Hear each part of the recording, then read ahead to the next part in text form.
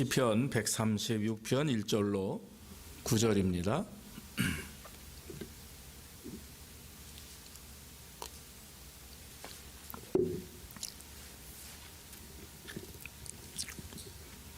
여호와께 감사하라. 그는 선하시며 그 인자하심이 영원함이로다.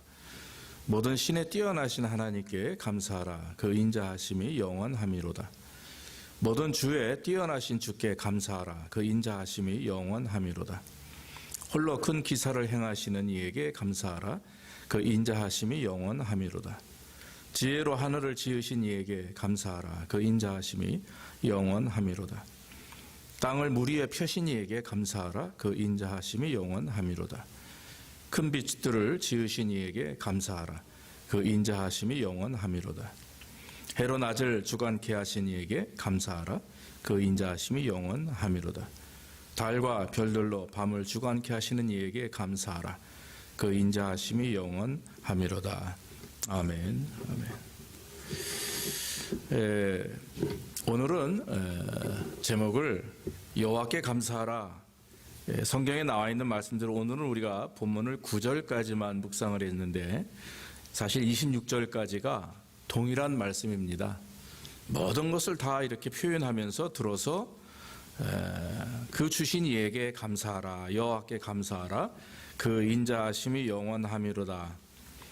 매 절마다 26개 절에 26번 동안 하신 말씀이 여호와께 감사하라. 그 인자하심이 영원하심이로다. 이렇게 말씀을 하고 있습니다. 여러분 탈무드 아시죠? 이스라엘 사람들이 예전부터 사용했던 그 탈무드에 보면 이런 말이 있습니다. 세상에서 가장 현명한 사람은 배우는 사람이고 가장 강한 사람은 자기를 이기는 사람이고 그리고 가장 행복한 사람은 감사하는 사람이다. 이렇게 기록이 되어 있습니다. 영국의 작가 아이작 윌튼이라고 하는 사람이 17세기 사람인데 이 사람이 크리스찬이죠. 이 양반이 하신 말씀이 있습니다.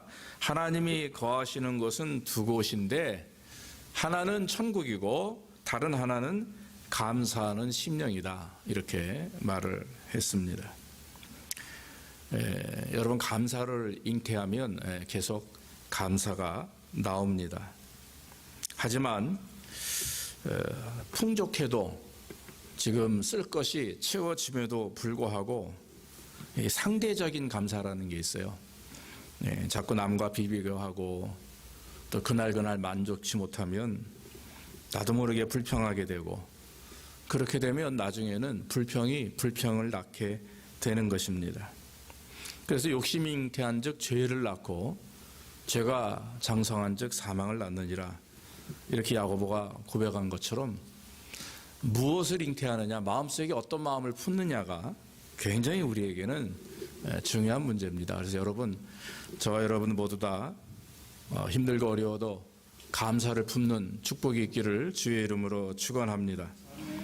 여러분 감사는요 얼마를 가졌느냐가 아닙니다.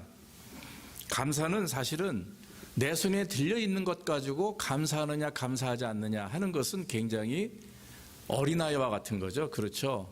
여러분들 우리 자녀들 뭘 이렇게 주면 고맙습니다, 뭐 땡큐 나오지 않습니까? 그거는 굉장히 조건적인 감사고 좀 수준 낮은 감사입니다. 그러니까 하나님의 백성들이 그저 손에 있는 것 때문에 감사하고 없으면 감사하지 못하고 불평하고 아쉬워하고 하는 것은 진짜 감사가 아니고 진짜 성도가 아니라고 하는 것입니다.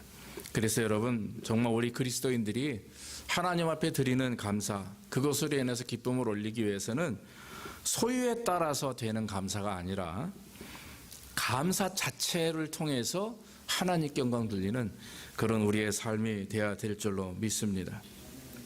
우리의 감사가 여러분 어떤 감사가 되어야 되겠습니까? 좋은 집, 좋은 차, 뭐 좋은 여건, 또 좋은 자녀들, 이런 모든 것들이 우리의 감사의 조건이 되면은 안 되죠. 요즘에 또 대학 입학 때문에 뭐 난리죠. 지금 어제도 친구 목사님하고 통화를 했는데 뭐 요즘에 특히 아틀란타에 있는 조지아 텍이나 에머리나 UGA 같은 경우가 사상 최대의 지금 학생들이 몰렸다고 해요. 그리고 팬데믹이다 보니까 다 이렇게 인사이드로 몰려가지고 요즘에 뭐 정확한 자료인지 모르겠지만 유제 1학년 애들만 4만 5천 명 이상이 지원을 했다 합니다. 그러면 지금 엄청난 대수 아닙니까? 그래서 굉장히들 다들 긴장하고 계신데, 여러분 이런 가운데서도 우리가 하나님 앞에 감사하는 신앙이 되어야 되기를 주의 이름으로 축원합니다. 하나님의 자녀들이 드리는 최고의 감사는요, 뭔가 손에 잡히기 때문에 드리는 감사가 아닙니다. 내가 기도하는 것이 응답되고 또 내 자녀가 잘 되고 하는 감사, 당연히 그렇게 감사를 해야죠. 그러나 그것은 나에게 주셨기 때문에 드리는 감사입니다. 그런데 이것은 아까 말씀드렸다시피 불신자들도 그렇게 할 수 있어요. 그러나 진짜 하나님이 오늘날 우리에게 원하시는 감사는 하나님만으로 감사하는 거. 할렐루야. 하나님이 나의 아버지가 되시고 예수 그리스도가 나의 구주가 되시는 것 자체가 감사의 조건이 되는 줄로 믿습니다. 그 감사를 시작하게 되면 모든 것이 감사로 연결되는 거죠. 그래서 그런 감사를 드리는 자들에게 하나님은 감사의 조건들을 자꾸 더 만들어 주세요. 그것이 은혜이고 그것이 우리에게 주시는 복인 줄로 압니다. 감사에는 두 가지가 있는데, 먼저는 우리가 일반적 감사로 이 상대적 감사라는 게 있습니다. 다른 말로 말하면 조건적 감사라든지 아니면 비교 감사라고 얘기합니다. 이런 감사는 은혜 주시기 때문에 또 채워주시기 때문에 주시는 감사죠.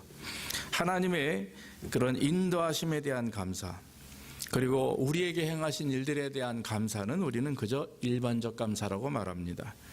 그러나 만약에 여러분들의 삶 속에서 하나님이 응답하지 않는 경우도 있고 좋은 환경을 만들어 주시길 원하는데 이상하게 계속 나쁜 환경을 경험하게 되기도 하고, 또 기도하는 부분들이 응답되지 않고 계속해서 내가 원하는 기도대로 되지 않는 경우들이 얼마나 많이 있는지 모릅니다. 이스라엘 사람들을 보면 광야 생활을 하면서 우리들의 삶의 모습과 참 많이 비슷한 걸 우리가 알 수가 있습니다. 그래서 광야의 40년 생활이 사실은 오늘날 사랑하는 우리 성도님들의 또 우리의 생활과 맞먹는 거죠. 비슷합니다. 하나님께서 채우시고 기적을 보이실 때는 이스라엘 백성들이 어땠어요? 찬양하고 기뻐하고 예배드리고 이렇게 하나님께 감사를 올립니다. 그런데 갑자기 물이 없거나 양식이 떨어졌거나 또 여러 가지 문제, 실제적인 삶의 문제를 경험하게 되면 바로 이스라엘 백성들이 하는 말이 뭡니까? 모세를 원망하고 심지어 하나님을 원망하면서 애굽에 있을 때는 뜨거운 국가마 옆에서 그 끓는 가마 속에 있는 고기를 내가 먹었고 그랬는데 왜 여기까지 광야로 끌고 와서 길에서 이렇게 우리를 죽게 만드느냐, 그렇게 원망했다라고 하는 거죠. 성경에 출애굽기에 나오지만 여러분 이스라엘 백성들은 단 한 번도 끓는 고깃가마 앞에서 고기를 먹어본 적이 없습니다. 애굽 사람들이 밑에서 통치받고 노예 생활했던 사람들인데 그렇게 하나님의 채우심에 대한 기대감이 결국엔 불평으로 오게 되고 그 불평은 더 심화돼서 결국엔 죄를 범할 수밖에 없는 그런 모습이 됐다라고 하는 거죠. 여러분 지금 우리의 상황이 어떤지 우리는 돌아봐야 될 줄로 믿습니다. 조건적인 감사, 당연히 우리는 하나님께 해야 됩니다. 그러나 여러분 주실 때만 감사하고 주시지 않고 또 되지 않고 부족할 때는 감사하지 못하는 것, 감사하지 못하고 오히려 하나님 앞에 울며불며 떼쓰고 부르짖는 그런 모습을 보면 우리 자녀들, 어린아이들과 유치원생과 별다른 바가 없는 거죠. 또 비교 감사라는 것도 있어요. 그래서 나보다 상대방이 잘 안 되면 오히려 그게 마음에 흡족하고 감사하거나 반대로 나보다 상대방이 더 잘 되면 비교해서 내 마음에 아픔이 있고 서운함이 있는 것, 그런 것도 비교 감사라고 합니다. 제가 이제 수년 전에 한국에 가서 정말 오랜만에 조카를 만났습니다. 그 막내 동생이 낳은 그 조카 아들 녀석은요, 제가 아마 태어나서 처음 본 것 같아요. 근데 이제 어린 그 초등학교 뭐 들어가기 전인가요? 뭐 한 1학년, 2학년 됐었나요? 기억이 잘 안 나는데 다른 조카들은 여자아이 둘은 그 당시 중3, 고1 이랬습니다. 그래서 이제 오래간만에 큰아빠가 한국에 갔으니까 주머니에서 5만 원짜리 2장씩 딱 줬어요. 10만 원씩 줬더니 뭐 아이들이 너무 좋아해요.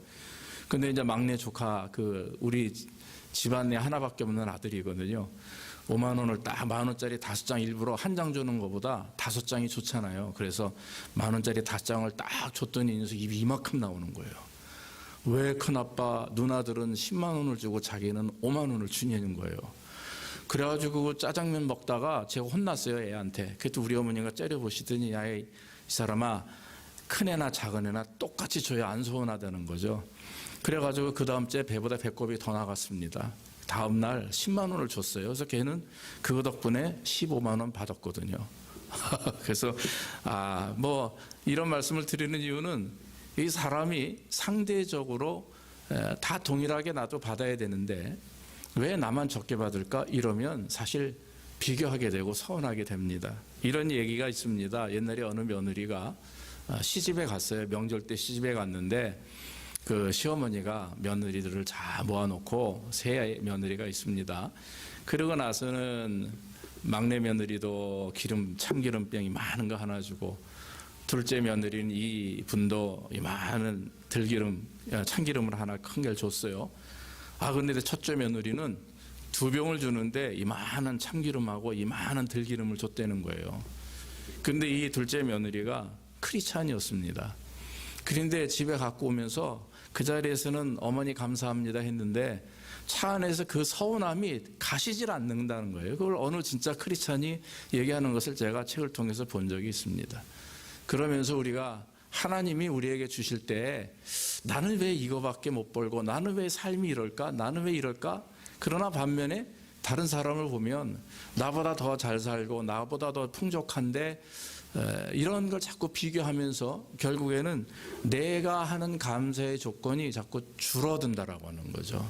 여러분, 사실 이 말씀이 우리의 삶 속에서 저는 좀 자주 경험되는 부분이 아닌가 싶습니다. 그래서 여러분, 우리가 하나님을 섬기고 의지하는 데 있어서 조건적인 감사든 비교하는 감사든 이런 감사는 정말 하나님이 기뻐하는 감사는 아니라고 봅니다. 실제적으로 하나님이 원하시는 감사가 있는 거죠. 그것은 감사할 조건을 가지고 감사하는 것보다 감사하지 못할 조건임에도 불구하고 감사하는 그런 진정한 감사가 하나님이 기뻐하시는 감사입니다. 그런데 더 심각한 문제가 뭐냐면 오늘날과 같이 이런 세대 속에서 저나 여러분들이 늘 경험하는 부분들, 늘 마음속에 하나님 앞에 거리끼는 부분들이 있는데 충분히 감사할 조건임에도 불구하고 감사하는 마음이 생기지 않는다라고 하는 거죠. 이게 굉장히 큰 문제라고 하는 것입니다. 그래서 오히려 당연하게 여기고 또 주신 것에 대해서 작은 것에 대해서도 감사하지 못하는 것. 그래서 여러분, 우리가 식사기도 할 때 예전에 저희가 어릴 때는 정말 한 끼 밥을 그렇다고 해서 우리가 세대 차이가 많이 나는 건 아니지만 예전엔 여러분 1960년대 70년대만 해도 그렇지 않습니까? 식사할 때는 참 쌀밥이 있고 국이 있고 이러면 참 하나님 앞에 감사하면서 먹었던 기억이 나고 기도하지 않으면 어머니한테 혼났던 기억이 많이 납니다. 그런데 오늘날 우리의 자녀들이 또 우리가 매 식사할 때마다 진심으로 하나님께 감사하고 있는가? 그런 우리의 자신들을 보면서 우리가 감사에 대한 훈련들이 많이 부족하구나, 그런 생각이 듭니다. 오늘날처럼 이 팬데믹이 창궐한 이때에 우리가 점점 감사의 조건들이 적어지고 있죠.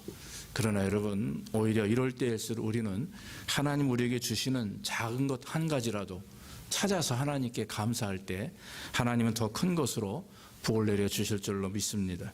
그렇다면 하나님이 원하시는 감사가 뭐냐 이거예요. 오늘 시편 기자가 26절에 이르는 그 말씀 동안 여호와 하나님께 감사하라, 그의 선하시고 인자하심이 영원합니다 라고 하신 말씀의 뜻은 무엇인지 아십니까? 그건 바로 절대적 감사입니다. 따라합시다. 절대적 감사. 바로 이 말씀이에요. 절대적 감사. 이 절대적 감사는 무조건적 감사입니다. 정말 말 그대로 절대적인 감사입니다. 하나님이 행하신 일들에 대해서 또 하나님이 우리에게 베푸신 일들에 대해서 감사한다라고 말하지만, 그러나 그가 지금 고백하는 것은 그 행하신 일에 관점이 있는 게 아닙니다. 마지막 부분에 뭐라고 나와 있어요? 그 인자 성품과 전능하심, 그 선하심과 인자하심이 영원함이로다. 바로 이 하나님에 대해서 계속해서 감사하는 거죠. 그래서 여러분, 저와 여러분들의 감사는 베풀어 주신 것 때문에 드리는 감사 이전에 하나님 우리의 아버지가 되시고 예수 그리스도가 우리의 구주가 되시는 그 하나님 앞에 감사할 때 우리는 진정한 감사가 드러나게 될 줄로 믿습니다. 그렇다면 여러분, 성경에서 절대적인 감사를 통해서 하나님께 영광 돌린 사람들을 보는데, 이 절대적인 감사가 뭔가 고민해 보니까 두 가지가 생각이 납니다. 하나는 그리 아니하실지라도라고 하는 감사예요. 그리 아니하실지라도 감사. 만약 여러분, 하나님이 내 기도를 들어주시 아니하실지라도, 내가 환난 속에서 고통을 당할지라도, 내 사업이 망하고 내가 길바닥에 주저앉을지라도, 내가 질병에 걸려서 지금 죽음 직면에 처할지라도 하나님 앞에 감사한다. 여러분, 우리가 이런 상황 속에서 감사할 수가 있겠어요? 여러분, 우리는 다 그렇게 감사할 수 있으리라 믿습니다. 내 힘으로 감사할 수 없지만, 그러나 하나님을 의지하고 하나님의 인도하심을 믿으면 감사가 나올 줄로 믿습니다. 그런데 여러분, 성경을 가만히 보면은 그렇게 그리 아니하실지라도 감사했던 사람들을 가만히 보세요. 하나님이 그냥 내버려 두셨나요? 팽개쳐 두셨나요? 절대 아닙니다. 하나님이 그들을 구원하시고 축복하셔서 잘 이루어 주신 줄로 믿습니다. 그들의 뜻이 아닌 하나님의 뜻대로 하나님의 섭리 가운데 역사하신 줄로 믿습니다. 대표적인 인물이 다니엘의 세 친구입니다. 사드락과 메삭과 아벳느고. 그 사람들이 바벨론의 이름을 받았지만, 그러나 이 세 사람은 철저하게 하나님 앞에 순종했던 사람이죠. 바벨론의 느부갓네살 왕이 그냥 금신상을 큰 걸 하나 세워놓고 그것을 아침 저녁으로 절하라 이거예요. 그런데 이 세 친구는 절대 절하지 않습니다. 절하지 않으면 뜨거운 풀무불에 구덩이에 집어넣어서 죽일 것이다, 이런 선포를 했음에도 불구하고 이 사람들은 절하지 않으니까 주변에 있는 사람들이 이 세 친구를 고발했죠. 그때 다니엘서 3장 17절 18절 우리가 유명한 말씀입니다. 느부갓네살 왕 앞에 서서 이 사드락과 메삭과 아벳느고가 동일하게 고백하는 말씀이, 만일 그럴 것이면 왕이여, 우리가 섬기는 우리 하나님이 우리를 극렬히 타는 풀무 가운데서 능히 건져내시겠고 왕의 손에서도 건져내시리라. 그리 아니하실지라도 왕이여, 우리가 왕의 신들을 섬기지도 아니하고 왕의 세우신 금신상에게 절하지도 아니할 줄을 아옵소서. 이렇게 말씀을 했죠. 여러분, 결국 이 사람들 어때요? 왕이 화가 나가지고 그 풀무불을 7배나 더 뜨겁게 했어요. 그래서 이 세 사람을 옆에 이렇게 데리고 가던 군사들이 가까이 가자마자 타 죽게 됐죠. 들어가지도 않았는데 불 구덩이 가까이 갔는데 타 죽었습니다. 그런데 분명히 그 안에 이 사드락과 메삭과 아벳느고가 들어가 있거든요. 왕이 궁금해서 멀찌감치 이렇게 보니까 그 불구덩이 안에 세 사람이 왔다 갔다 걸어 다니는데 그 중간에 어떤 한 분이 같이 왔다 갔다 걸어 다니는 거예요. 분명히 세 사람을 넣었는데 네 사람이 거기서 왔다 갔다 걸어 다니며 평안하게 움직이고 있는 겁니다. 그게 누구겠어요? 하나님의 사자죠. 할렐루야. 결국 그 사람들을 바깥으로 끄집어냈습니다마는 정말 몸에서 머리털 하나 어디 걸리지 않고 몸에서 불냄새 하나 나지 않는 거예요. 그랬더니 다니엘서 3장 28절에 17절에 이런 세 친구가 고백을 했는데, 그리 아니하실지라도 우리는 절하지 않겠다 했는데 3장 28절에 느부갓네살 왕이 이런 고백을 합니다. 사드락 메삭 아벳느고의 하나님을 찬송할지로다. 그가 사자를 보내사 자기를 의뢰하고 그 몸을 버려서 왕의 명을 거역하고 그 하나님 밖에는 다른 신을 섬기지 아니하며 그에게 절하지 아니한 종들을 구원하셨도다. 할렐루야. 이것이 하나님의 방법이죠. 이것이 하나님의 뜻입니다. 사랑하는 여러분, 이 다니엘의 세 친구의 믿음을 우리는 그리 아니실지라도 믿음이라 하며, 또 나아가 그리 아니하실지라도라고 하는 감사인 줄로 믿습니다. 내 상황이 어떻든, 혹시 내 기도가 응답받지 않든, 여러분 그거보다도 우리가 하나님께, 하나님의 계심에, 지금 내가 경험하는 이런 삶의 여정이 하나님의 주권 속에 있다, 하나님의 역사하심 속에 있다라고 믿으면 우리는 여러분 감사하게 되는 줄로 믿습니다. 그러므로 저와 여러분들이 이 그리 아니하실지라도 내가 힘들고 어렵고 병들고 낙심되고 실패하고 부족해도 하나님 앞에 감사할 때, 하나님은 하나님의 뜻과 계획 안에서 여러분들을 다시 세우시고 더 귀하게, 여러분들이 기도하는 것보다, 또 여러분들이 계획하는 것보다 더 귀하고 아름다운 모습으로 여러분들을 세워주실 줄로 믿습니다. 또 한 가지 감사는, 절대적 감사는 없을지라도 하는 감사입니다. 여러분, 우리가 넉넉하면 감사하게 됩니다. 마음에 평안을 느끼면 감사하게 됩니다. 근데 만약에 넉넉하지 못하고 어려움을 경험하게 되면 이 감사하는 마음이 쉽게 나오지 않는 것도 사실 우리의 모습입니다. 솔직한 우리의 심정입니다. 그러나 우리가 다시 한번 마음속 깊이 생각해 보면서 지금 내가 겪는 상황 속에서 정말 무슨 일이 일어나도, 어떤 일들을 내가 경험하고 있더라도 내가 하나님 앞에 감사한다 하는 마음을 갖게 될 때 하나님은 더 큰 것으로 베풀어 주실 줄로 믿습니다. 하나님의 자녀라 하면, 하나님의 백성들은요, 하나님을 믿기 때문에 현실 속에서 보여지고 만져지는 것에 의해서 우리의 마음이 흔들리지 않습니다. 내 감정에 넘어지고 내 상황에 넘어지고 내 눈에 보이는 것으로 넘어지면 그 모세를 원망했던 이스라엘 사람들과 다를 바가 1도 없는 거예요. 그러나 우리가 여호수아와 갈렙처럼 멀찌감치 믿음의 눈으로 하나님의 약속과 비전을 바라보고 그 말씀을 의지해서 나가면 하나님께서 주시는 은혜가 있고 능력이 있어요. 그렇기 때문에 그런 능력과 은혜를 경험하게 되면 그리 아니하실지라도, 없을지라도 하나님 앞에 감사할 수 있는 은혜를 경험하게 되는 줄로 믿습니다. 여러분, 없을지라도 감사의 대표적인 인물이 구약의 하박국 선지자입니다. 하박국 3장 17절에 보면, 비록 무화과 나무가 무성치 못하며 포도나무에 열매가 없고 감람나무에 소출이 없으며 밭에 식물이 없고 우리의 양이 없으며 외양간에 소가 없을지라도 나는 여호와로 인하여 즐거워하며 나의 구원의 하나님을 인하여 기뻐하리로다. 할렐루야. 이것이 하박국의 없을지라도 감사해요. 여러분, 내게 아무것도 없을지라도, 있다가 없어지고 원래 없던 사람이라 할지라도 나는 하나님께 감사한다.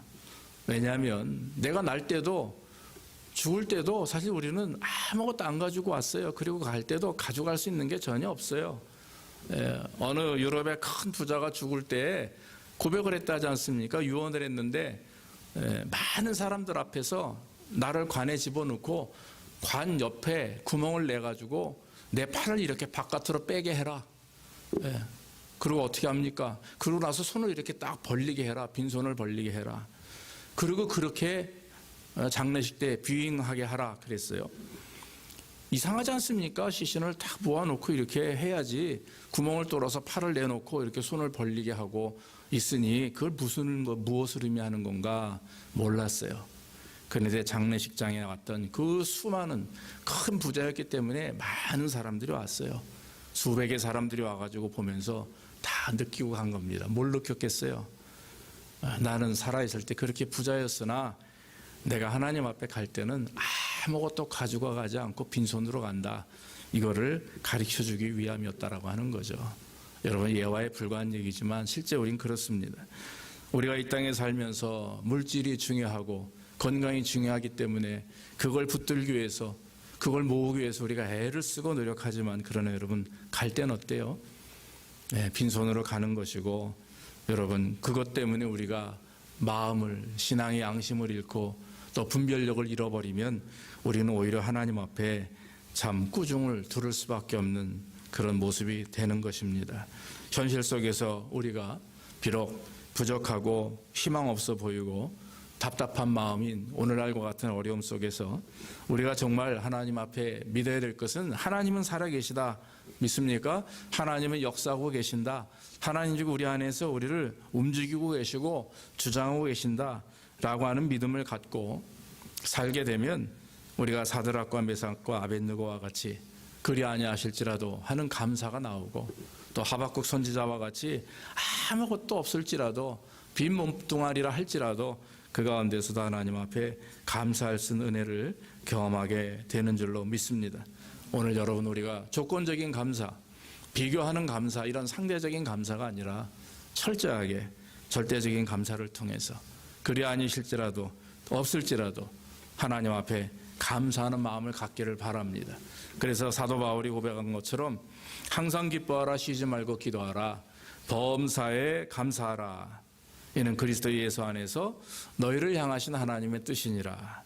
여러분, 범사에 감사하고 영원토록 선하신 하나님을 기뻐하며 감사하는 가운데 저와 여러분들이 삶 속에서 날마다 절대적인 감사를 통해 우리 아버지 하나님을 기쁘시게 하는 귀한 하나님의 백성들 되기를 주의 이름으로 축원합니다.